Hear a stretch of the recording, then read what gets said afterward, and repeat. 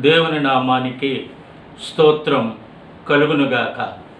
ప్రభునందు ప్రియులారా, నా రక్షణ సాక్ష్యాన్ని యూట్యూబ్ ద్వారా ప్రియులకు అందించాలని ఆశపడుతూ ఈ సమయంలో నా చిన్న దేవుడు నన్ను ఏ విధంగా రక్షించాడు, ఆ రక్షణ సాక్ష్యాన్ని మీ ముందు ఉంచాలని ఆశతో ఈ సమయంలో నా చిన్న రక్షణ సాక్ష్యాన్ని మీకు తెలియచేస్తూ ఉన్నాను.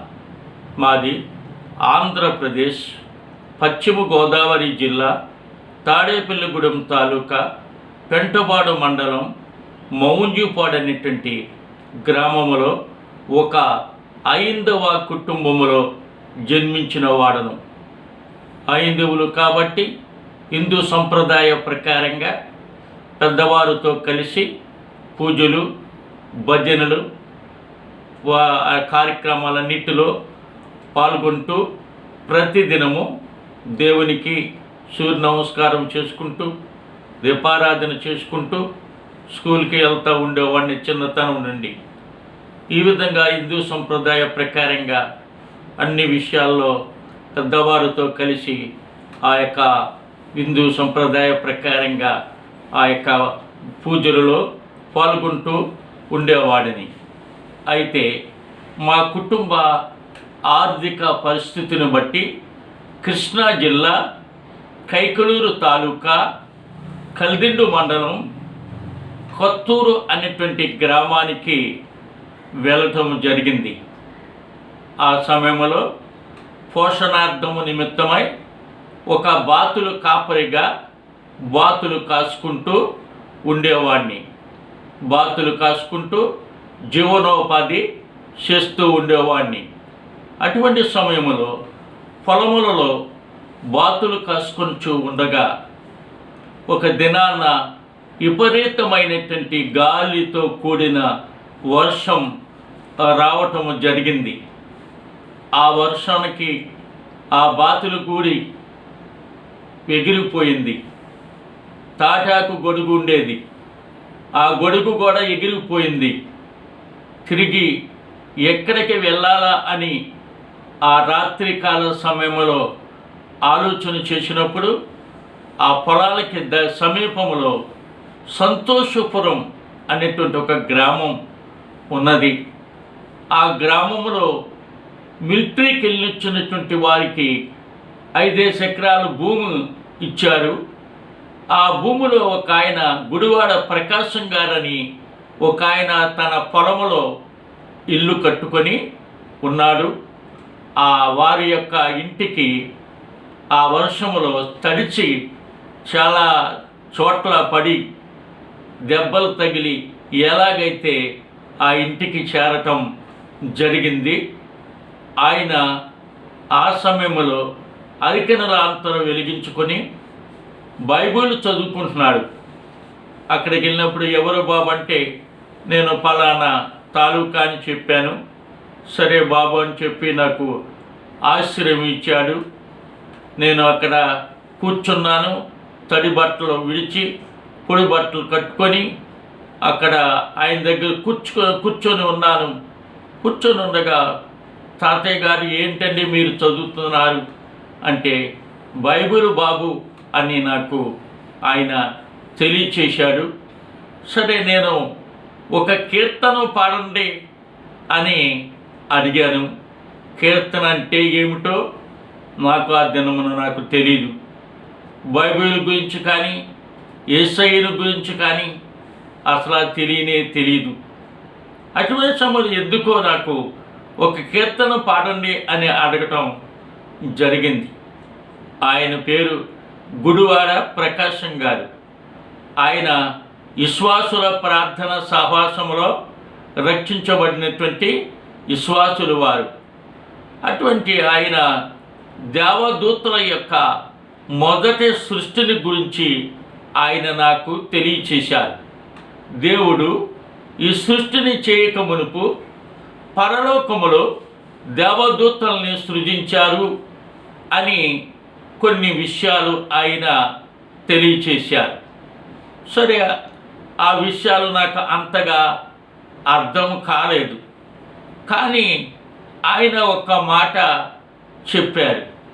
ఏమని అనగా, ఈ నామమునే రక్షణ ఆకాశము క్రింద ఇయ్యబడిన ఏ నామములో రక్షణ లేదు, ఈ నామములోనే రక్షణ కలదు అని ఆయన గట్టిగా ఒక్కానించి నొక్కి నాకు తెలియచేశారు. ఈ మాటలు విన్నప్పుడు నాకు చాలా కోపం వచ్చింది. ఏమిటి, మాకు ఎంతోమంది దేవుళ్ళు ఉన్నారు, ప్రభులు అనవాడు వారు, దేవతలు అనబడిన వారు ఎంతోమంది ఉన్నారు, ఎన్నో కార్యాలు జరుగుతున్నాయి. ఒక్క యేసు ఒక్కడేనా? యేసు నామములోనే రక్షణ, మరి ఏ నామములో రక్షణ లేదా? ఎందుకు ఈయన మాట్లాడుతున్నాడు అని నాకు చాలా కోపం వచ్చింది. కానీ ఆ రాత్రి కాల సమయంలో వర్షానికి వచ్చినప్పుడు నాకు ఆశ్రయం ఇచ్చాడు. ఆశ్రయం ఇచ్చినటువంటి ఆయన్ని ఎదిరించటం మరి మంచిది కాదని ఉద్దేశంతో నన్ను నేను తగ్గించుకొని, పోనీలే ఎవరు దేవుడి గురించి వారు గొప్పగా చెప్పుకుంటాం, ఇది మామూలే కదా అని నేను తలంచుకొని నేను తగ్గించుకున్నాను. కానీ ఈ మాట నాకు చాలా కోపం, చాలా మరి వేదన కలిగింది. ఏ నామములో రక్షణ లేదా? ఈ యేసు ప్రభు నామంలోనే రక్షణ అనేటువంటి మాట నాకు చాలా బాధాకరంగా మారిపోయింది. సరే, తెల్లవారుజామున నేను తిరిగి బాతులు ఏమైనాయో అని చూసుకుంటాకి వెళ్ళిపోతుంటే ఆయన బైబిల్ సంచిలో నుండి ఒక కరపత్రిక, పాంప్లెట్ కరపత్రిక నాకు ఇచ్చాడు. ఇది తీసుకుంటాకి నాకు ఇష్టము లేదు. ఎందుకు? ఏ నామమున రక్షణ లేదన్నాడు, ఈ నామమునే రక్షణ అన్నాడు, నాకెందుకు ఈ కరపత్రిక అని ఆ కోపం నా హృదయంలో ఉంది. కానీ ఆయన తృప్తి కొరకు, ఆయన నాకు ఆశ్రయం ఇచ్చాడు కాబట్టి ఆయన తృప్తి కొరకు ఆ కరపత్రిక తీసుకున్నాను. తీసుకుని అవతల కంచెల్లో పడేసేద్దాం, ఇది నాకెందుకు అనేటువంటి మనస్తత్వంతో ఉన్నాను. తీసుకోకపోతే ఆ ప్రాంతంలో బాతులు మేపుకొని ఇవ్వడేమో, ఏదైనా ఆటంకపరుస్తాడేమో, నేను వచ్చింది కొస్తా అని చెప్పి ఆయన తృప్తి కొరకు, ముఖస్థుతి కొరకు ఆ కరపత్రికను తీసుకుని ఉన్నాను. తర్వాత బాతులు, పొలంలో ఉన్నటువంటి బాతులను మరి దేవుడు కాపాడాడు. అవి చెదిరిపోకుండా, అవి పాడైపోకుండా ప్రాణంతో బతికే ఉన్నాయి బాతులు.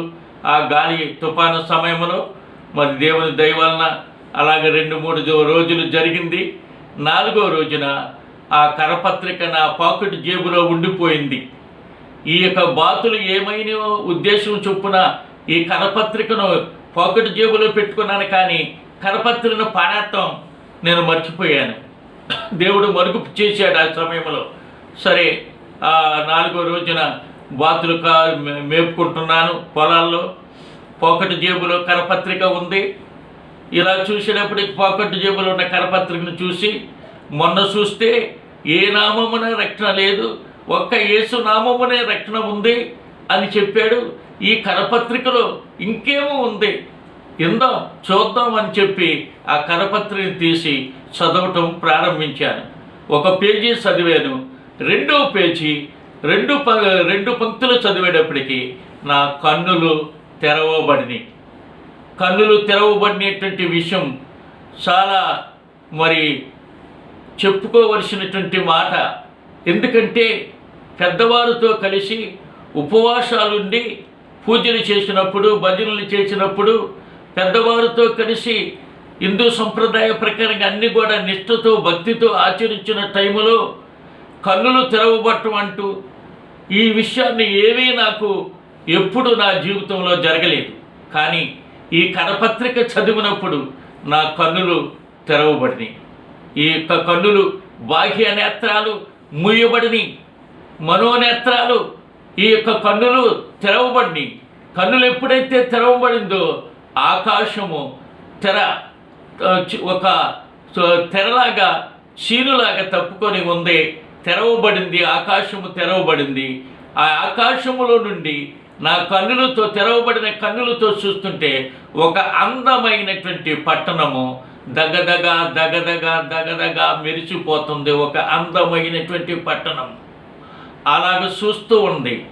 5 లేక 10 నిమిషాలు ఆ పట్టణాన్ని నేను చూశాను. తర్వాత మనోనేత్రాలు, కన్నులు మూయబడిని, మరి మామూలు నేత్రాలు తెరవబడి చూస్తే ఏమీ లేదు. ఏమండి, నేను నిద్రపోతంలో జరిగింది కాదు. ఆ ఎండ టైములో ఆ బాతులు మేస్తున్న శిలకలో ఆ గట్టు మీద నేను కూర్చొని ఉన్నాను. అప్రమత్తంగా ఈ కరపత్రిక చదవగానే నా కన్నులు తెరవబట్టం నేను తేటగా చూశాను. ఎందుకంటే పరిశుద్ధ గ్రంథములో బిలాము కన్నులు దేవుడు తెరిచాడు, అలాగే ఆగరు కన్నులు దేవుడు తెరిచాడు, అలాగే పనివాడు కన్నులు దేవుడు తెరిచాడు. అలాగే నా కన్నులు తెరవబడి ఆకాశములో అందమైన పట్టణము దగదగా మెరగటం నేను అలాగ 5 లేక 10 నిమిషాలు చూడటం జరిగింది. ఆ తర్వాత కన్నులు మూయబడి చూస్తే ఏమీ లేదు. చాలా ఆశ్చర్యంగా జరిగింది. ఏంటి, హిందూ సంప్రదాయ ప్రకారం ఎన్నో చేశాను, కానీ ఎంతో నిష్ఠగా భక్తిగా ఉండేవాడిని. ఎప్పుడు కూడా ఇటువంటి కన్నులు తెరవబడే అనుభవం నా జీవితంలో కలగలేదు. అయితే యేసుక్రీస్తులో ఏదో మహత్తరమైన శక్తి ఉంది, అది తెలుసుకోవాలని అప్పుడు ఆశ కలిగింది. ఎవరైతే నాకు కరపత్రిక ఇచ్చారో వారి దగ్గరికి వెళ్ళటం జరిగింది. వారిని అడిగాను, అయ్యా ఈ కరపత్ర చదువుతుండగా ఈ విధంగా నా కన్నులు తెరవబడి అని వారిని అడిగినప్పుడు, అయ్యా మాలాంటి వారు చెప్తే నీకు బైబిల్ అనుభవం లేదు కాబట్టి మీకు అర్థం కాదు, కాబట్టి అందుకనే దేవుడు స్వయముగా మీ కన్నులు తెరిచి చూపించినటువంటి ఆ అందమైన పట్టణం అదే పరలోక పట్టణం అంటారు నాయన. యేసుక్రీస్తునందు ఎవరైతే విశ్వాసం ఉంచుతారో వారు ఈ లోకయాత్ర ముగించిన తర్వాత మీకు చూపించిన ఆ పరలోక పట్టణం చేరతారు నాయన. అందుకనే ఈ సువార్తను ప్రకటించబడుతూ ఉంది నాయన అని తెలియచేశారు. అయితే మరి నాకే యేసుక్రీస్తుని గురించి తెలుసుకోవాలంటే ఇంకేమైనా మీ దగ్గర ఏమైనా పుస్తకాలు ఉంటే నాకు ఇవ్వమంటే నూతన నిబంధన, కొన్ని కాగితాలు చిరిగిపోయినటువంటి ఒక నూతన నిబంధన ఆయన ఇవ్వటం జరిగింది. ఆ నూతన నిబంధనను తీసుకొని చదువుతూ ఉంటే దేవుని యొక్క ఆత్మ నన్ను దర్శిస్తూ ఉండేది. ఎందుకంటే గొర్రెల కాపరి అయినటువంటి దావీదు గొర్రెలు కాస్తూ ఉండగా ఆయన్ని దేవుని ఆత్మ ఆయన్ని దర్శిస్తూ ఉండేది. అలాగే వాతులు కాస్తున్నటువంటి నాకు ఆయా సమయాల్లో దేవుని ఆత్మ నా మీదకి బలముగా దిగి వస్తూ ఉండేది. ఒక గాలితో నింపబడినటువంటి ట్యూబు ఏ విధంగా నింపబడతాడో అదేవిధంగా దేవుని ఆత్మ వచ్చినప్పుడు శక్తితో నింపబడినట్లుగా నాకు జరిగేది. ఆ అనుభవం అనుభవించిన వారికే తప్ప మిగిలిన వారికి అర్థమో కాదు.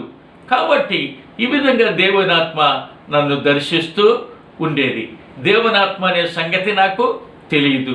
యేసుక్రీస్తు ఎవరో క్రైస్తవుల దేవుడు అనే సంగతి తప్ప, లేక అమెరికా వాళ్ళు దేవుడు అనే తప్ప, ఉద్దేశమే తప్ప యేసుక్రీస్తుని గురించి నాకు ఏ అనుభవమో తెలిసేది కాదు. ఆ తర్వాత ప్రభువా నా కన్నులు తెరిచి ఈ విధంగా పరలోక పట్టణం చూపించారు. అలాగూ కాదు నాయన, నా ఆత్మ నాకు సమీపముగా పరలోక పట్టణానికి సమీపంగా తీసుకుని వెళ్ళి నాకు చూపించినట్లయితే నిన్ను నమ్ముకుంటాను ప్రభువా అని ప్రార్థన చేసుకున్నవాడిని. ఈ మాటలే నాకు ఆ రోజుల్లో ప్రార్థన అంటే నాకు తెలియదు. ఈ మాటలే నాకు ప్రార్థన. ఆ విధంగా ప్రార్థన చేసుకునేవాడిని. ఒక దినాన్న ఆ విధంగా సువార్త మైకులో వింటూ ఉన్నాను. పొలంలో ఉండి కూటాలు జరుగుతున్నాయి. సంతోషపర గ్రామంలో కూటాలు జరుగుతున్నాయి. ఆ యొక్క మైకు ద్వారా వింటున్నాను. వింటూ నిజమేనా, ఈ చెప్పే మాటలన్నీ నిజమేనా, పరలోకం ఉందా, పాతాళం ఉందా, ఎవరైనా చూసొచ్చారా, దీనికి ఏదైనా ఆధారాలు ఉన్నాయా, ఏమిటి ఈ విధంగా చెప్తూ ఉన్నారు అని అనుకున్నాను. కానీ అలాగా ప్రార్థన చేసుకుంటుండగా కొన్ని దినాలు ఒక దినాన్న సుమారు రాత్రి 1 గంట ప్రాంతంలో పరలోకము నుండి దేవుని దూత దిగి రావటము నేను చూశాను. దూతలు ఎలాగుంటారో నాకు తెలీదు. అయినను ఆ యొక్క మిషన్ హాస్పిటల్లో సిస్టర్లు అంగీలు వేసుకొని ఉంటారు. అలాగ ఉంది ఆ దేవదూత. ఆ యొక్క దేవదూత భూమి మీద పాదాలు ఓనలేదు, కానీ అంత ఎత్తులో నిలబడి నా చేతితో ఆ యొక్క నన్ను అలాగ అన్నది చేతితో. నా ఆత్మ నాలోంచి బయటకు వచ్చింది. మన నీడ ఎలాగుంటుందో మన ఆత్మ అలాగే ఉంటుంది. నా ఆత్మను ఆ దేవదూత చేయిపుచ్చుకున్నది. ఎప్పుడైతే చేయిపుచ్చుకున్నదో నా ఆత్మ నాలోంచి బయటకు వచ్చింది. బయటకు వచ్చే ఆత్మను అలా చేయి పట్టుకున్నదో ఆకర్షణ శక్తితో అలా లేచి పైకి వెళ్ళిపోవటం జరుగుతుంది. నేను అనుకున్నాను, చిన్నతనమని అనేవాళ్ళు, ఏమంటే చనిపోయేటప్పుడు ఎవరో యమునోళ్ళు వచ్చి తీసుకుపోతారంట. చచ్చిపోయినటువంటి వాడిని యమునోళ్ళు వచ్చి తీసుకుపోతారనుకునేవాళ్ళు, ఎవరో వచ్చి నన్ను తీసుకుపోతున్నారు అని భయపడిపోతుంది, కంగారు తొందర పడిపోతుంది నా ఆత్మ. ఒకే మాట మాట్లాడిన దూత, భయపడకు బాబు అన్నది.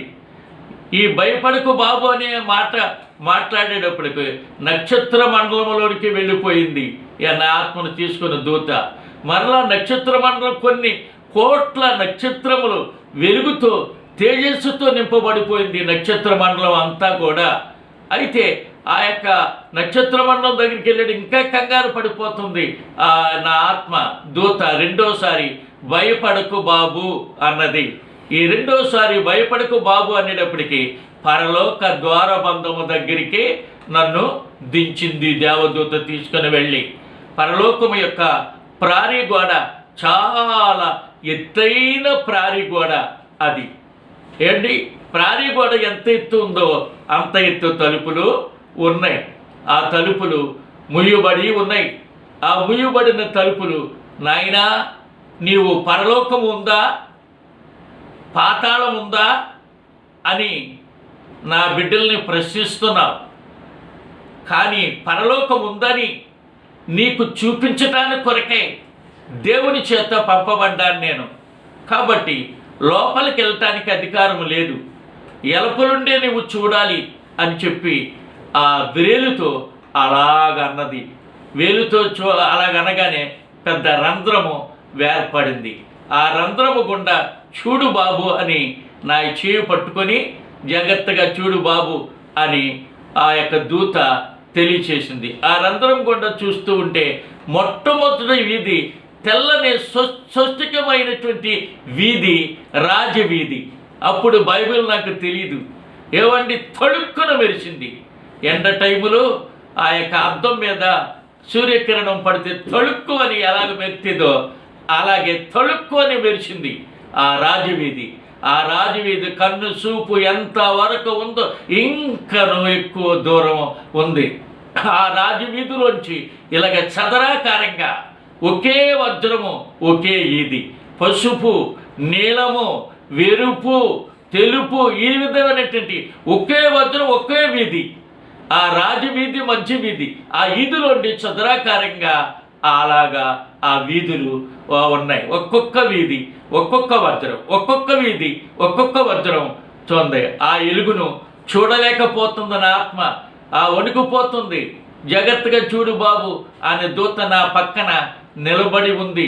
చూస్తూ అలా పైకి చూసినప్పుడు చంద్రబింబం కనబడుతుంది. చంద్రబింబం ఏమిటి, ఇక్కడ చంద్రుడు ఉన్నాడా అని అడిగాను.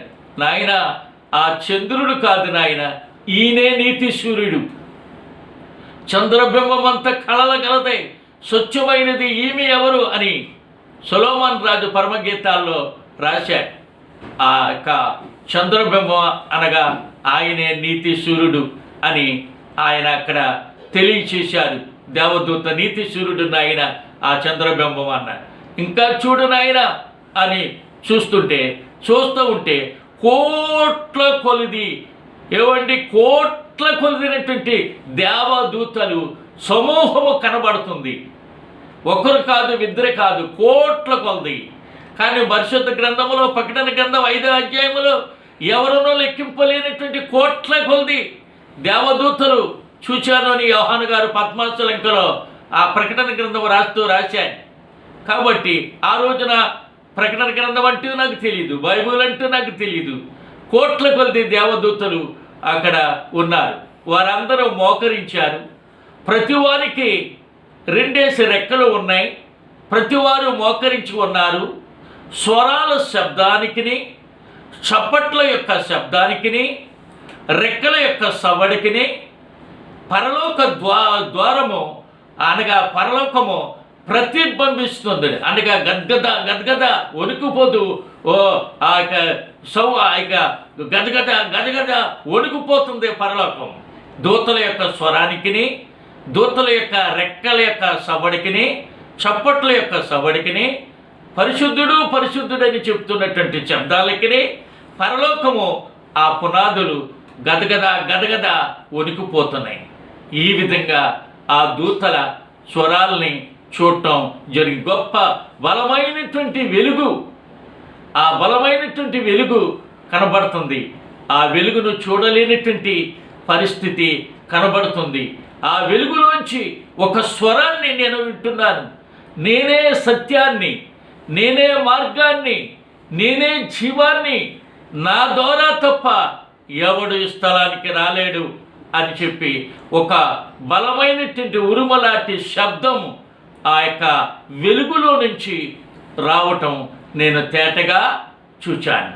కాబట్టి దేవుని బిడ్డలారా, అక్కడ చూసినప్పుడు ఆ పరలోక పట్టణములో ఏవండి ఆ యొక్క అమూల్యమైనటువంటి రత్నాలతో కట్టబడినటువంటి వీధులు, నీతిశూరుడు, దూతలు, ఏవండి తెల్లన వస్త్రాల కలిగినటువంటి వారు, ఏవండి అనేక వారు ఒక్కొక్క రకంగా ప్రత్యేకమైన స్థలాలు పరలోక రాజ్యములో చిన్న పిల్లలు ఉండేటువంటి సింహాసనానికి ఎదురుకుండా పచ్చనటువంటి వజ్రముతో చేయబడి ఉంది స్థలమంతా. అక్కడ చిన్న పిల్లలు పురుటి కంది మొదలుకొని సుమారు ఇంచుమించు 12 సంవత్సరాల లోపులో ఉన్నటువంటి పిల్లలందరూ కూడా సింహాసనానికి ఎదురుగా వారు ఉండటం నేను చూశాను. ఒక పక్కన దేవదూతలు ఉండట నేను చూశాను. వేరొక పక్కన తెల్లన వస్త్రాలు ధరించినటువంటి వారు ఉండటం చూశాను. ఈ విధంగా మరి ఆ యొక్క ఆనందములు, ఆ యొక్క సంతోషములు, ఆ యొక్క ఎంతో ఆశతో ఆ విధంగా పరలోక పట్టణములో కొన్ని విషయాలు చూడగలిగాను. ఆ తర్వాత నా ఆత్మ పెద్ద కేక వేసింది, పాపాత్ముడైన నాకు ఈ పరలోక రాజ్యములో స్థానం ఉందా? పాపాత్ముడైన నాకు ఈ పరలోక రాజ్యంలో అర్హత ఉందా నాకని ఆ పెద్ద కేక వేసి ఆ యొక్క ద్వారబంధము దగ్గరే నా ఆత్మ కూలిపోయింది. ఆ కూలిపోయినటువంటి ఆత్మను లేవనెత్తి ఆ దేవదూత అలా నెట్టినట్టు అనిపించింది. వచ్చి కట్టిలో పడిపోయింది. భూలోకములో ఉన్నటువంటి ఆ యొక్క శరీరములో పడిపోయింది. ఎందుకనగా ఇదంతా ఏవండి ఒక కొద్ది సమయంలోనే ఇదంతా జరిగింది. మన ఆత్మ పరలోకం వెళ్ళాలంటే ఒక రెప్పపాటే, పరలోకం నుండి భూమి మీదకి రావాలంటే ఒక రెప్పపాటే. ఏవండి పరలోకము లేక నక్షత్ర మండలాలు కొన్ని లక్షల మైళ్ళు దూరం అని మరి చరిత్రకారులు చెప్తున్నారు. ఇన్ని లక్షల మైళ్ళ దూరం ఒక్క నిమిషమే ఆత్మకు, ఒక్క నిమిషంలో వెళ్ళిపోద్ది. ఒక్క నిమిషంలో మరలా తిరిగి భూమి మీదకి వచ్చేస్తుంది. కాబట్టి ఈ విధంగా వచ్చిన తర్వాత రాత్రి 1 గంట ప్రాంతంలో జరిగింది. నైట్ టైంలో నాకు 17 సంవత్సరాల వయసులో ఇది జరిగింది. ఈ అనుభవం నాకు ఒక పక్క భయము, ఒక పక్క సంతోషము కలిగింది. తర్వాత మరి ఆ విధంగా ప్రభు అనుకుంటూ స్తుతించుకున్నాను. ఆ విధంగా ఈ పరలోక పట్టణాన్ని ప్రభువారు చూపించారు. ఆ తరువాత ప్రభువా పరలోక పట్టణం చూపించావు నాయన, తిరిగి పాతాళం అంటున్నారు నాయన, అది ఎక్కడుందో నాయన, ఎలాగుంటుంది నాయన, ఆ దాన్ని కూడా నాకు చూపించు ప్రభువా అని చెప్పి ఈ విధంగా ప్రార్థన చేసుకుంటాం ప్రారంభించాను. ఈ మాటలే నాకు ఆ దినాన్న ప్రార్థన అంటూ నాకు తెలియదు. కాబట్టి ఆ విధంగా 2 నెలలు జరిగింది.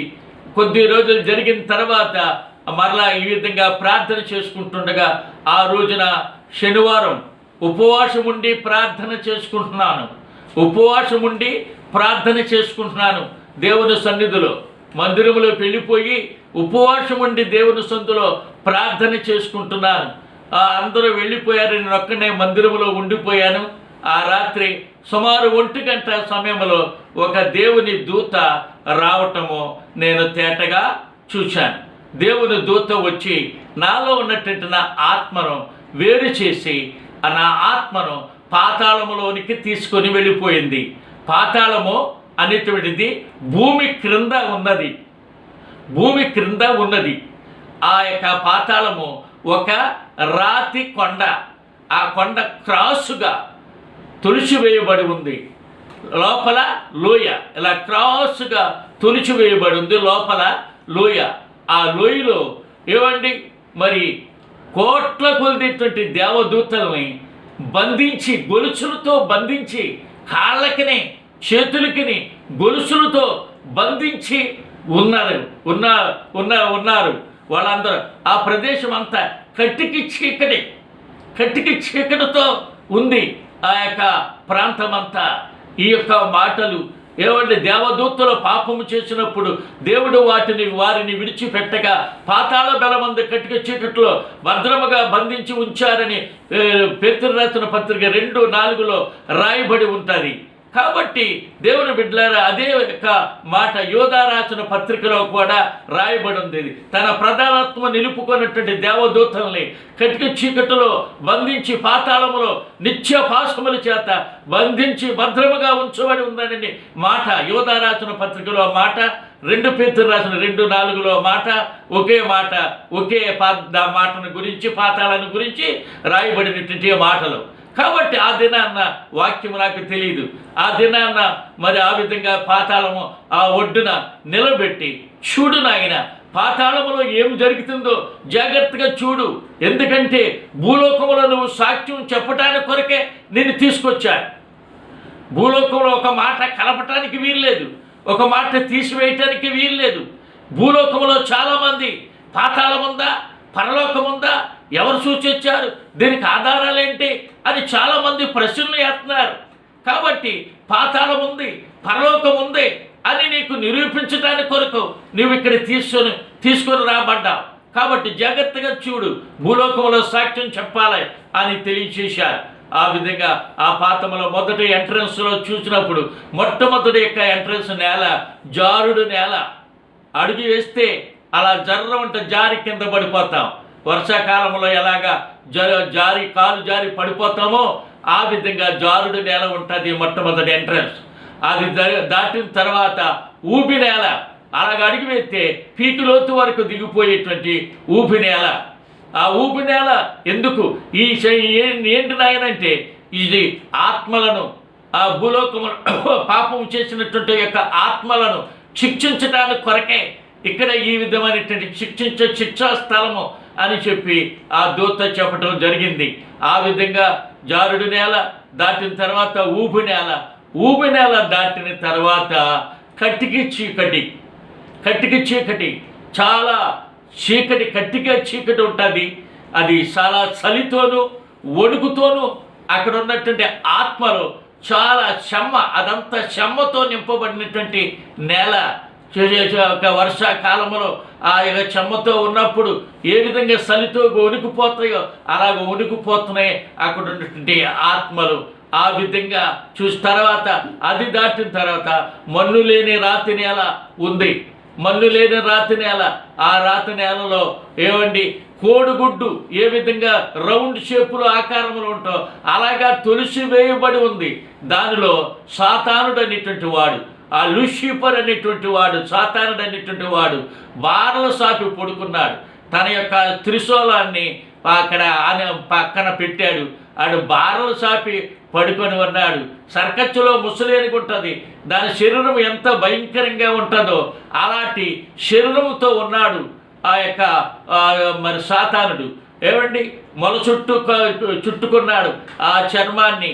ఆడి శరీరం అంతా కూడా ముడతలో పడిపోయినటువంటి కరుకైన చిల్ల పెంకులతో కూడినటువంటి లాంటి ఆ యొక్క చర్మం వాడి యొక్క బాణం చాపి పండుకొని ఉన్నాడు. వాడిని చూస్తుంటే నా ఆత్మ గడగడలాడిపోతుంది.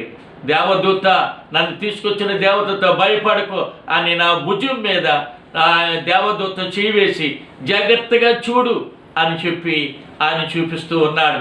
కాబట్టి దేవుని బిడ్డలారా, ఈ మన్నులేని రాత్రి నెల ఎక్కడ ఉంది? యెషయా గ్రంథం 14వ అధ్యాయంలో ఉంది ఈ మాటలు.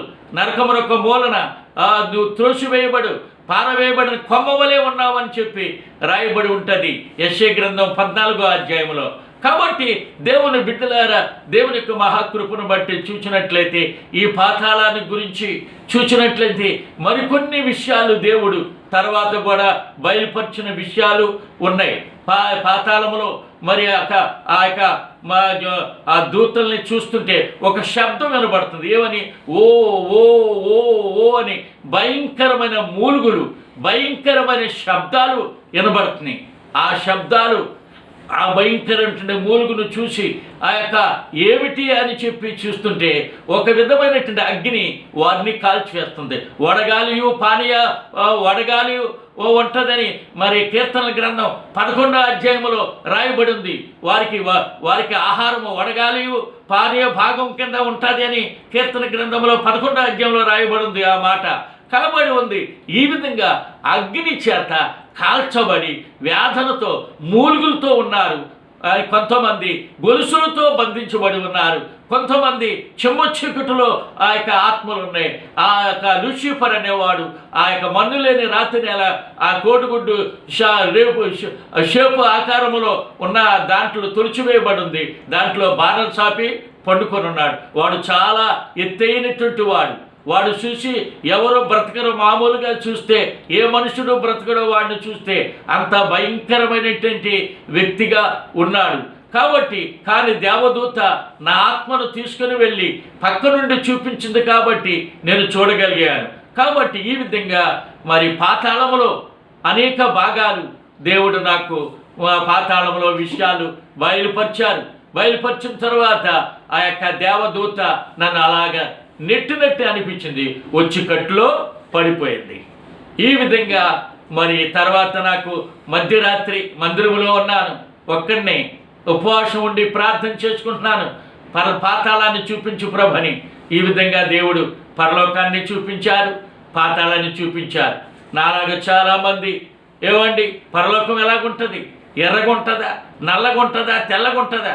ఎవడు చూసి వచ్చాడు? దీనికి ఆధారాలు ఏంటి అని చెప్పి నాలాంటి మరి ఇదిగో దేవునికి విరోధైనటువంటి నన్ను దేవుణ్ణి నామాన్ని దూషించిన నన్ను అపార్థం చేసుకున్నటువంటి నన్ను, ఎందుకంటే ఇది అమెరికా వాళ్ళ దేవుడు, మన దేవుడు కాదు, ఈ యొక్క చిన్న తక్కువ జాతుల వారి దేవుడు, మన దేవుడు కాదు అనేటువంటి మరి విధానము చిన్నతనం నుండి నాలో ఉండేది.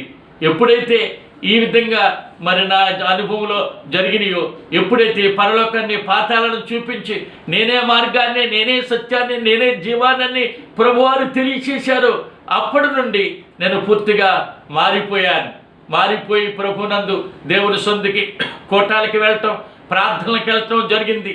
కోటాల్లో దేవుని వాక్యం దైవజనులు బోధిస్తున్నారు. మన పాప క్షమాపణ పొందాల, ప్రతి ఒక్కరూ పరలోక రాజ్యం చేరాలంటే రక్షింపబడి మారు మనసు పొంది పాపక్షమాపణ పొందాలి అని చివార్త బోధిస్తున్నారు. పాపక్షమాపణ అది ఎలాగ జరిగిద్ది? చాలామంది దేవుడు మాట్లాడుతున్నాడు అని చెప్తున్నారు. దేవుడు ఎట్లా మాట్లాడతాడు? దేవుడు మాట్లాడితే ఇట్లా మనిషి బ్రతుకుతాడా? పాపాలకి క్షమించే అధికారం దేవుడు ఇస్తాడా ఏంటి? ఈ ప్రశ్నలన్నీ నా హృదయంలో ఉండేవి. ఈ విధంగా ప్రార్థన చేసుకుంటాం ప్రారంభించాను. ప్రభువా, నువ్వు పాపాలు క్షమించే దేవుడు అంట నాయన. పాపాలు క్షమించడానికి కొరకే ఈ లోకానికి, పాపుల కొరకే ఇలా రక్షించడానికి కొరకే ఈ లోకానికి వచ్చేవంట నాయన.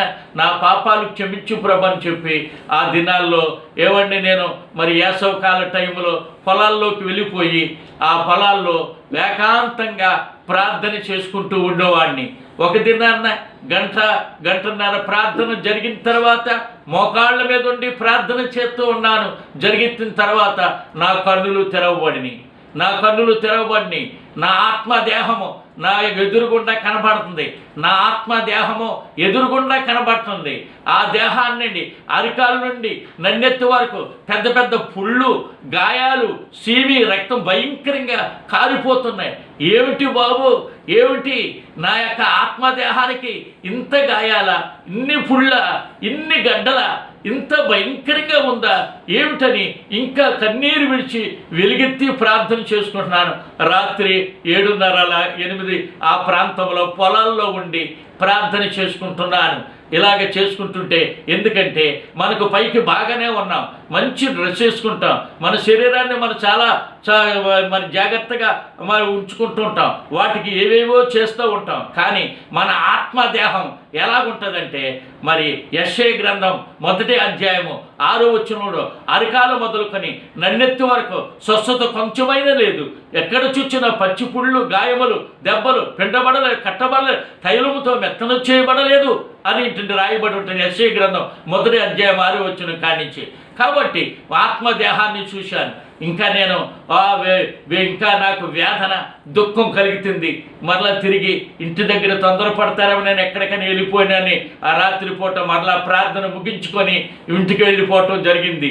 రెండవ రోజున మరలా 4 గంటలకు వెళ్ళిపోయి మళ్ళీ ప్రార్థనలో ఉండి పొలాల్లో మోకాళ్ళ మీద ఉండి ప్రార్థన చేసుకుంటున్నాను. 7:30 ప్రాంతంలో మరలా నా ఆత్మదేహము నా ముందు నిలబడింది. నా ఆత్మదేహానికి ఏమండి, ఈ ఈపు భాగానికి ఒక 100 కేజీల బరువు ఈ పగ్గాలతో కట్టేసేసి 100 కేజీల బరువు ఉంది. ఆ బరువును మొయ్యలేక నా ఆత్మదేహం అలాగా బాధపడుతూ, వేదన పడుతూ, అలాగా ఆయాసపడుతూ అలా నడుస్తుంది నా ఆత్మదేహం. 100 కేజీలు బరువు కలిగినటువంటి ఆ యొక్క బరువు. ఇదే నీ పాప భారం. ఈ స్వరం వస్తుంది. ఈ మాటలు ఎక్కడుంది? యోబు గ్రంథంలో ఉంది. ఏమండి, నీ అతిక్రమం అనే సంచులో నీ బాల్యకాల పాపములు నేను భద్రముగా ఉంచానని యోబు గ్రంథములో 13వ అధ్యాయంలో ఉంటుంది. కాబట్టి 13, 14 అధ్యాయంలో ఉంటుంది. యోబు గ్రంథంలోనే ఉన్నాయి ఈ మాటలు. కాబట్టి నీ బాల్యకాల పాపములు అతిక్రమం అనే సంచిలో నేను భద్రముగా ఉంచాను అని చెప్పి ఆ విధంగా రాయబడి ఉంటుంది. సుమారు 5 సంవత్సరాలు తెలివి వయసు వచ్చే టైం నుండి మన జీవితంలో జరిగిన ప్రతి పాపము, చేసిన ప్రతి పాపము ఎక్కడికో పోదు, గాల్లో కలిసిపోద్దు, ఎక్కడో కలిసిపోద్దు, ఎవరో చూడలేదులే అనుకుంటాం. లేదు, ఆ ప్రతి పాపము మన ఈపు వెనక భాగాల 100 కేజీలు బరువు కలిగినట్టు ఒక సంచి ఉంటుంది. ఆ సంచిలో పడిపోద్ది. ఆ సంచితో ఈ ఆత్మదేహము అలాగా భారముతో నడుచుకుంటూ వెళ్తుంది. అప్పుడు ఒక స్వరం వస్తుంది, నా కుడి చెవిలో కనబడుతుంది ఒక స్వరం, ఇదే నీ పాప భారం, ఇదే నీ పాప భారము అని చెప్పి కేకలు వేస్తుంది. ఇంకా వేదన ఎక్కువైపోయింది. ఆ రోజు అయిపోయింది. మరలా ఇంటి దగ్గర తొందరపడతారేమని నేను ప్రార్థన ముగించుకొని ఇంటికి రావటం జరిగింది. మళ్ళా 3వ రోజున మళ్ళా పొలాల మధ్యకి వెళ్ళిపోయి అక్కడ ఒంటరిగా మోకాళ్ళ మీద ఉండి ప్రార్థన చేసుకుంటాం ప్రారంభించాను. ఈ లోపులో నా చిన్నతనం నుండి, అనగా 5 సంవత్సరాల దాటిన తర్వాత వయసులో నుండి చేసిన ప్రతి పాపము సినిమా తెర ఎలాగొస్తుందో అలాగ ఒక్కొక్కటి ఆ రీల్ రావటం నేను చూశాను.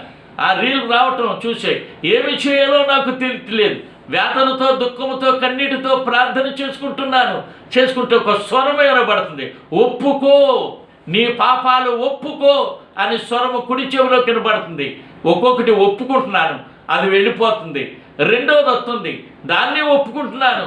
మళ్ళీ 3వది వస్తుంది, దాన్ని అలాగా ఎంచుమించు ఆ యొక్క మరి నా కన్నులు తెరవబడి నేను ఆత్మ వశుడైనప్పుడు ఎంతసేపు జరిగిందో నాకైతే నేను మరి టైం చూసుకోలేదు. కానీ ప్రతి పాపమును ఒప్పుకున్నాను. ప్రతి పాపమును ప్రభువారు హస్తము, ఆయన పవిత్రమైన హస్తము ఆతో తుడిచివేయబడి ఉంది. ఆ తర్వాత ఇంటికి వెళ్ళిపోయాను. తర్వాత మరలా ప్రార్థన చేసుకుంటున్నాను, ప్రభువా నా పాపాలు క్షమించినట్లు నాకు ఆనవాలు దయచేయనాయన, నాకు ఆనవాలు దయచేయనాయన అని ప్రార్థన చేసుకుంటూ ప్రారంభించాను. ఇంటి దగ్గర నేను ఒక్కడే ఉన్నాను. ఉపవాసం ఉండి ప్రార్థన చేస్తున్నాను. అలాగ 4 దినాలు చేశాను. 5వ దినాన మధ్యాహ్నం సమయంలో ఆయన ఒక స్వరము, నా కన్నులు తెరవబడింది. ఒక స్వరాన్ని నేను వింటున్నాను నా కుడి చెవిలోకి వస్తున్నాయి, బాబు నీ పాపాలు క్షమించబడి ఉన్నవి, బాబు నీ పాపాలు క్షమించబడి ఉన్నవి అని 2 పర్యాలు ప్రభు నాతో తేటగా మాట్లాడటం జరిగింది. ఈ విధంగా పాప క్షమాపణ నిమిత్తము ప్రభు సన్నిధిలో ప్రార్థించినప్పుడు నా ప్రభువారు నా పాపాలు క్షమించినట్లు నాకు నిర్ధారణ నిశ్చయత నాకు దేవుడు కలుగు చేశాడు. నా పాపాలు క్షమించబడి అని చాలా సంతోషించాను. ఆ తర్వాత దేవుని సేవకులు మాట్లాడుతున్నారు. ఏమని మాట్లాడుతున్నారు? దేవుడు మాట్లాడతాడు, 5 రకాలుగా మాట్లాడతాడు, దేవుడు మాట్లాడతాడు అని కొంతమంది సాక్ష్యాలు ఇవ్వటం జరిగింది. దేవుడా మాట్లాడటమా? మనిషితో మాట్లాడినట్టు మాట్లాడతాడా? అయితే నాతో దేవుడు మాట్లాడాలా, దేవుడు మాటను నేను వినాలా అని చెప్పి మరలా ఆశ కలిగి ప్రార్థన చేసుకుంటాం ప్రారంభించాను. కొన్ని దినాలు జరిగినాయి. ఒక దినాలు ప్రార్థన చేసుకుంటుంటే ప్రభువారు ఆయన యొక్క స్వరాన్ని నాకు వినిపింపచేస్తున్నాడు. ఏవండి, ఆయన దైవజనుల ద్వారా ఈ విధంగా మరి కొన్ని వాక్యం ద్వారా మాట్లాడతాడు, వ్రాత ద్వారా మాట్లాడతాడు, స్వరము ద్వారా మాట్లాడతారు, స్వప్నము ద్వారా మాట్లాడతారు. ఏవండి, స్వప్నము ద్వారా మాట్లాడతాడు దేవుడు. 5 రకాలుగా మాట్లాడతారు. మెనే టెకిల్ ఉపార్సియన్స్ అనేటువంటి మాట వ్రాత ద్వారా మాట్లాడాడు. సౌలా సౌలా నన్ను ఎందుకు హింసిస్తున్నావని స్వరము ద్వారా మాట్లాడాడు. అలాగే అదే పౌలు ద్వారా కలలో మాట్లాడతారు, మాసిదోనియాలో వారికి వెళ్ళి సువార్త నిమిత్తమని. అలాగా కలలో ప్రభు నాతో మాట్లాడారు. స్వప్నము ద్వారా ప్రభు ప్రార్థనలో ఉంటుండగా నా ప్రభువారు స్వరము ద్వారా మాట్లాడారు. ఈ విధంగా 5 రకాల అనుభవం: స్వప్నము ద్వారా, కళ ద్వారా, వ్రాత ద్వారా, స్వరము ద్వారా. ఈ విధంగా మరి ఆ విధంగా ప్రభువారు నాతో మాట్లాడారు. ఎందుకంటే ప్రభువు మాట్లాడతాడు అనేటువంటి అనుభవంలో ఒక చిన్న విషయాన్ని గమనింపతగినటువంటి విషయం. ఎందుకంటే దేవుడు మాట్లాడతాడా? మాట్లాడితే బూడిదైపోతారు కదా. దేవుడు మాట్లాడాలంటే తలకిందులు తపస్చేసినా మాట్లాడడు కదా అని చాలామంది గ్రహిస్తారు. కానీ ఆ విషయాన్ని ఒక మాట ఉంది, తిమోతి రాసిన పత్రిక మాట ఉంది. ఆ మాటను పట్టుకొని సమీపింపరాని తేజస్సుతో అమరత్వం కలిగి ఉన్నాడని చెప్తున్నారు. దేవుడు ఎవరు ఎప్పుడు ఎన్నడూ కూడా చూడలేదు అని చెప్పి ఆ మాట ఉంది. ఆ మాటను అసరాగా తీసుకొని మరి చాలామంది దేవుడు మాట్లాడతాడా, అది అసంభవం అంటారు. లేదు, దేవుడు మాట్లాడే పద్ధతి ఒకటి ఉంది. ఏమనుంది? సామెతల గ్రంథం 20:12 రాయబడి ఉంటుంది. వినగల చెవి, చూడగల కన్ను, ఈ 2 యెహోవా కలుగు చేర్చినవే అని చెప్పి అన్నారు. దేవుడు ఇచ్చే చెవి, ఆత్మ చెవి కావాలా? దేవుడు కన్నులు తెరిచి దేవుడు మాట్లాడతాడు. ఏమండి, మామూలు మనిషితో మాట్లాడటం కాదు, దీని ఇక్కడ అర్థం చేసుకోవాలా. ఆత్మలో మాట్లాడతాడు. ఏమండి, మామూలు మనిషి రూపంలో కాదు, ఆత్మలో, మన ఆత్మతో దేవుడు మాట్లాడతాడు. ఆనాడు అబ్రహాముతో దేవుడు మాట్లాడలేదా? అబ్రహాం భక్తులతో మాట్లాడలేదా? ఈయన అంచెదినాన్న ప్రభు ద్వారా ఆయన బిడ్డలతో మాట్లాడలేదా? హృదయశుద్ధి కలవారు ధన్యులు, వారు దేవుని చూచెదరు అని దేవుని వాక్యములో రాయబడి ఉంది. ఎవరైతే హృదయశుద్ధిగా ఉంటారో వారితో దేవుడు మాట్లాడతాడు. ఆమోసు గ్రంథములో ఏమని రాయబడి ఉంది? తన బిడ్డలైన వారికి తెలియచేయకుండా యెహోవా ఏమీ చేయడు అని ఆమోసు గ్రంథములో రాయబడి ఉంది. ఆ విధంగా దేవుడు ప్రవక్తలతో మాట్లాడినటువంటి దేవుడు, అబ్రహాముతో, ఇస్సాకు, యాకోబులతో మాట్లాడిన దేవుడు కడవరి దినాల్లో ఆయన భక్తులైన వారితో తేటగా మాట్లాడతారు. మాట్లాడే విధానం ఏంటంటే వినగల చెవి, చూడగల కన్ను, ఈ 2 యెహోవా కలుగు చేసింది. అది దేవుని స్వరం వినే చెవి ఉండాలా, దేవుని చూడగలే కన్నులు, తెరవబడిన కన్నులు ఉండాలి. ఆత్మ చెవి, తెరవబడిన మనోనేత్రాలు. ఆత్మనేత్రం అంటే ఈ హృదయంలో ఉంటుంది. ఆత్మనేత్రం. కన్నులంటే ఈ కన్నుల దగ్గర ఉంటుంది. ఈ ఆత్మనేత్రం ఎప్పుడు ఉంటుంది. అందుకనే పరమగీతాలంట, నేను నిద్రించుతూనే కానీ నేను మేల్కొని ఉంటుని అని పరమగీతాల్లో రాస్తాడు. నిద్రిస్తున్నావా?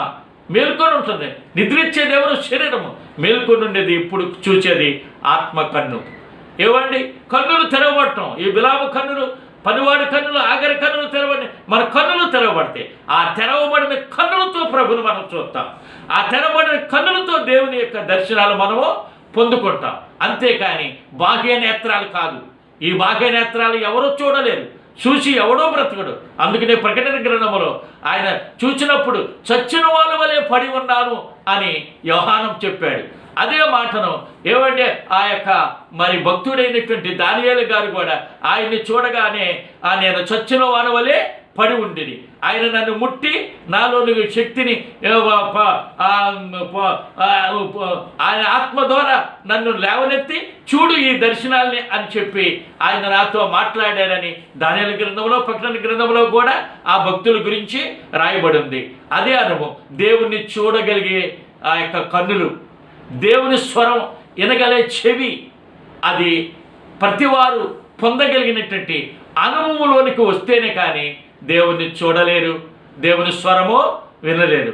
ఈ అనుభవం లేక చాలామందికి దేవుడా కనబడితే బూడిదైపోతాం, దేవుడా మాట్లాడా అని అంటారు. లేదు లేదు లేదు లేదు దేవుడు ఒక భక్తుడు సాక్ష్యం ఇస్తుంటే ఓ భక్తుడు నా సాక్ష్యాన్ని చాలా క్రాచ్ చేశాడు, ఈ దర్శనాలన్నిటువంటి లేక ఇవన్నీ కూడా ఉట్టిది అని చెప్పి నా యొక్క సాక్ష్యాన్ని క్రాచ్ చేశాడు.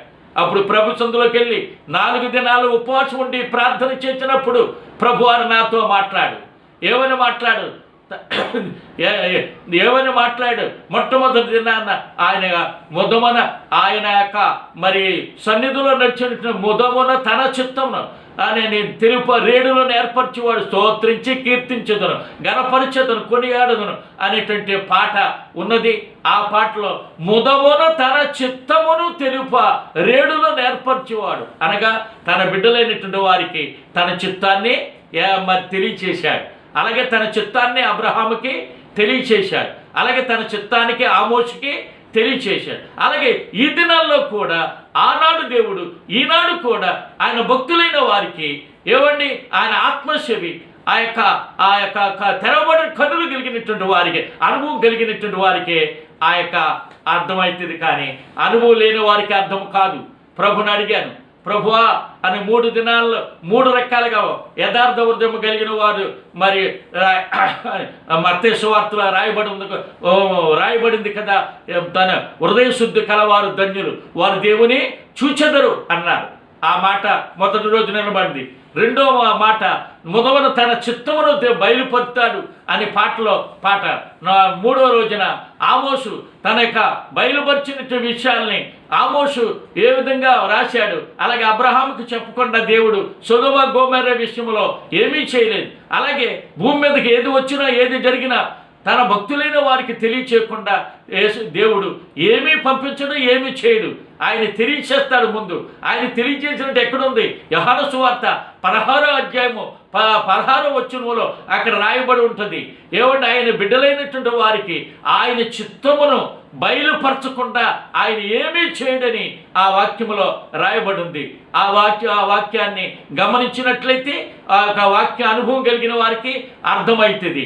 కాబట్టి దేవుడు చేయబోయే సంకల్పాన్ని ఆయన భక్తులకి తెలియచేస్తే చేస్తాడు. కాబట్టి ఆ విధంగా మరి పరిశుద్ధ గ్రంథములో అనేక చోట్ల ఆ విధంగా రాయబడింది. కాబట్టి యేసయ్య నా పాపాలు క్షమించినట్టుగా నాకు నిర్ధారణ ఇచ్చారు. ఆ తర్వాత ఆయన స్వరం వినటానికి, ఆయన యొక్క ముఖ దర్శనం చేసుకుంటానికి మరి కృపను అనుగ్రహించారు. యేసయ్య పాదాలు అంతంత ఎంతంత పాదాలు, ఆయన పాదాలు, ఆయన ఆ పాదాలతో ఆ పరలోకములో నడుచుకుంటూ వెళుతుంటే ఆ రాజకుమారి పుత్రిక నువ్వెంత అందముగా ఉన్నావు, నీ పాదరక్షలతో నడుచుకుని ఎంత రాజకుమారి పుత్రికని సొలొమోను రాజు పరమగీతాల్లో వర్ణించుకొస్తాడు. అది సొలొమోను రాజు చూశాడు కాబట్టి ఆ దేవుని దర్శనాన్ని అలాగా వర్ణించగలిగాడు. అలాగే పరలోకములు అనేక విషయాలు, అలాగే పాతాళంలో అనేక విషయాలు, దేవుడు తర్వాత కూడా నాకు అనేక విషయాలు పరలోక దర్శనాలు అనుభవాలు గుండా నన్ను ప్రభువారు నడిపిస్తున్నారు. ఈ విధంగా మరి ప్రభువారు నా సేవ కొరకు ఆయన నా సేవ చేయమని ఆయన మాట్లాడుతున్నారు. ఏమంటే నాయన ఎవరితో సేవ చేయాలి ఏంటి అని నాకు తెలియదు నాయన, బైబిల్ తెలీదు, ప్రార్థన తెలీదు, వాక్యం తెలీదు నాయన, నేను ఎవరికి చెప్పను, నా మాటలు ఎవరికే అర్థమైతే నేను నేను అన్యుణ్ణి, నాకు అసలు ఏమీ తెలియదు నాయన, నాకేంటి నాయనని ప్రార్థన చేసుకుంటే ప్రభువారు నాతో మాట్లాడు. నీ విరోధులు వీలు కాని వాక్కు ద్వారా మాట్లాడదు. రాజుల ఎదుకు అధిపతి ఎదురుకి వెళ్ళదు, మాట్లాడేది నేను కానీ నీవు కాదు అని మాట్లాడు. నిలబడు, నేను బలపడతాను, నరపుత్రుడా చక్కగా నిలబడు, నీలోంచి నేను మాట్లాడతానని అనేకమైనటువంటి వాగ్దానాలు చేశారు. తర్వాత మరి ఎవరితో సేవ చేయనంటే ఆకివీడులో కెఎస్ రత్నం గారని విశ్వాసుల ప్రార్థన సహవాసం, ఆ సహవాసములో మరి ద్వారా నేను రక్షింపబడ్డాను. ఆ సహవాసం ద్వారా సేవలోకి వచ్చాను. ఆ సహవాసంలో ఒక సేవకుడిగా మరి ఈ విధంగా నడిపించబడుతున్నారు. కాబట్టి ఆకివీడి కెఎస్ రత్నం గారు ఇప్పుడు ఆయన కుమారుడు కె సమూయేల్ గారని ఆయన మరి నడిపిస్తూ ఉన్నారు ఆ యొక్క సహవాసాన్ని. కాబట్టి ఆ పరిచర్యలో ఉండి ఈ విధంగా ఈ 40 సంవత్సరాలు ఈ మౌంజుప మరి కొత్తూరు అనేటువంటి గ్రామంలో ఇంచుమించు 10 సంవత్సరాలు పరిచర్య చేయటం జరిగింది. అక్కడి నుండి ప్రభువారు మాట్లాడి నీ స్వజనుల మధ్యకు వెళ్ళని ప్రభు మాట్లాడినట్లయితే నా ద్వారా రక్షించబడిన బిడ్డలకి అప్పగించే సేవను మా స్వగ్రామం అయినటువంటి తాడేపల్లిగూడెం తాలూకా పెంటపాడు మండలం మౌంజుపాడు అనే గ్రామంలో విశ్వాసుల ప్రార్థన సహవాసం అనేటువంటి ఆ యొక్క ద్వారా సేవలో మరి ఈ విధంగా మరి పరిచర్య చేయటం జరుగుతూ ఉంది. సియోను ప్రార్థన మినిస్ట్రీట్ అనేటువంటి చిన్న ఆ మందిరము, మరి సియోను మందిరం అని చెప్పి చిన్న మందిరం వేసుకున్నాం. మందిరములో అనేకులు రక్షించబడ్డారు. హైందువులైనటువంటి వారు అనేకులు రక్షించబడ్డారు. ఈ సంఘములో అనేకమైన అద్భుతాలు, అనేకమైనటువంటి ఆశ్చర్య కార్యాలు దేవుడు ఈ 40 సంవత్సరాల్లో జరిగించారు. అనేకులు సువార్త ద్వారా మార్పు చెంది రక్షించబడి పరిచర్యలో ముందుకు సాగిపోతున్నారు. మరి ఇటీవల కాలంలో మరి నా ఆరోగ్య పరిస్థితి సరిలేనందువలన మరి ఈ విధంగా ఆఖరి సమయాల్లో కూడా మరి యూట్యూబ్లో కూడా ఈ నా సాక్ష్యాన్ని బిడ్డలకి వినిపించాలని తలంపు కలిగి ఉన్నాను. మరి నేను పరిచర్య చేస్తున్న దినాల్లో అనేక స్థలాల్లో పరిచర్య రక్షణ సాక్ష్యము పరిచర్య కూడా చేయటము జరిగింది. దేవుడు అనేకుల్ని రక్షణలోకి నడిపించారు, అద్భుతాలు జరిగించారు. ఏమండి, ఈ యొక్క మరి అల్పుణ్ణైన నన్ను అడ్డు పెట్టుకొని అనేక రీతిలుగా ప్రభువారు అద్భుతాలు అనేకమైన కార్యాలు జరిగించారు. మరి ఈ విధంగా ఈ చిన్న పరిచర్యలో మరి ఈ విధంగా సాగిపోతున్నాం. మరి ఆఖరి గడియల్లో నా ఆరోగ్య పరిస్థితి సరిలేనందువలన మరి నా రక్షణ సాక్ష్యం యూట్యూబ్లో వినిపించాలని ఆశతోను విశ్వాసముతోను ఈ విధంగా మరి నన్ను ఎవరో మార్చారు అనేటువంటి నామం మరి పేరున ఈ విధంగా మరి రక్షణ సాక్ష్యాన్ని వినిపిస్తున్నాను. తర్వాత మరి ఈ పరిచర్యను మరి నా తర్వాత మరి సహోదరుడు రాజు నంద్యాల రాజు అనేటువంటి సహోదరుడు మరి ఈ విధంగా పరిచర్యను మరి కొనసాగిస్తున్నారు. మరి నేను వారితో ఇద్దరం కలిసి ఈ పరిచర్యలో జరిగిపోతున్నాం. కనుక నా ఆరోగ్యం కొరకు, మా పరిచర్య కొరకు మరి దేవుడు ఇంకా ఈ పరిచర్యను అభివృద్ధి పరిచి ఆస్వాదించేలాగా అనేకులు ప్రభు నన్ను మరి నాలాంటి వారు ఎంతోమంది ఉన్నారు. యేసు అంటే ఎరగని వారు, యేసు అంటే వేరే అభిప్రాయం కలిగినటువంటి వారు, రక్షణ మార్గం అంటే మరి తెలియనటువంటి వారు ఎంతోమంది ఉన్నారు. ఈ నామమునే రక్షణ, మరి ఏ నామంలో రక్షణ లేదంటే ఎంతో కోపయించినటువంటి నన్ను ఏ నోటితో దూషించాను, ఏ నోటితో దేవుని నామాన్ని సులకనగా ఎంచాను, ఏ నోటితో అనేకుల్ని మరి విమర్శించాను, అదే నోటితో ఈ విధంగా మీ మధ్య సాక్ష్యం ఇవ్వటానికి ఈరోజు ప్రభువారు కృప ఇచ్చారు. ఈ చిన్న రక్షణ సాక్ష్యాన్ని దేవుడు ముద్రపరిచి అనేకులకు ఆశ్చర్యకరంగా ఉండటానికి దేవుడు సహాయం చేసి నడిపించును గాక. ఆమేన్. వందనాలండి, మీకు అందరికీ వందనాలండి.